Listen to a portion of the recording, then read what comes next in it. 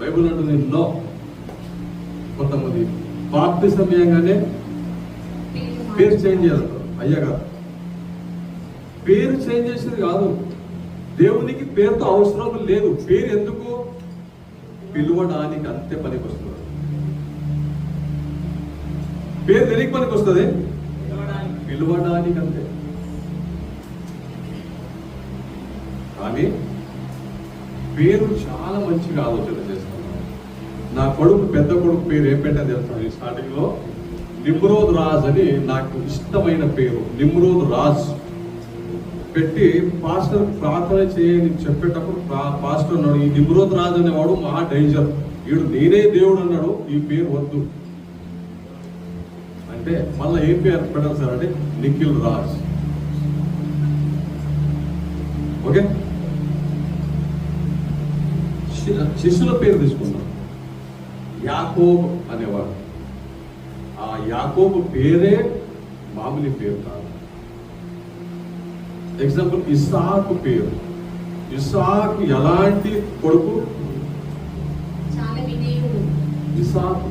ఇస్సాకు అనేవారు ఎక్కడ ఉన్నారు? ఇప్పుడు మన దగ్గర ఒక ఇస్సాకు ఉన్నాడు. చర్చ్ లో ఉన్నాడా ఈరోజు? లేడు. ఇప్పుడు యేసు అనే వారు ఉన్నారు. ఈరోజు చర్చ్ లో ఉన్నాడా? లేడు. ఓకే, ఇంకా చాలా మంది ఉండవచ్చు ఉన్న పేరు.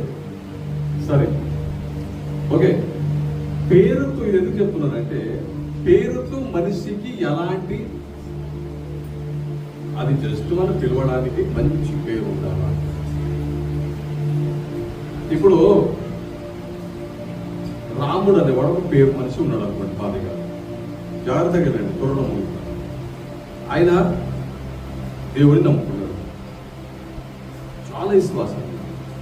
మరి పేరు రాముంది కదా, పొడవడానికి వెళ్తారంటారా మీరు?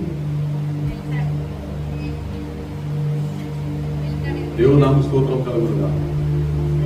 పేరుతో ఏది సంబంధము లేదు. ఉందా? పేరుతో ఏది సంబంధం లేదు. ఇస్సాకు, యాకోబు, ఇంకా యోహాను, ఇంకా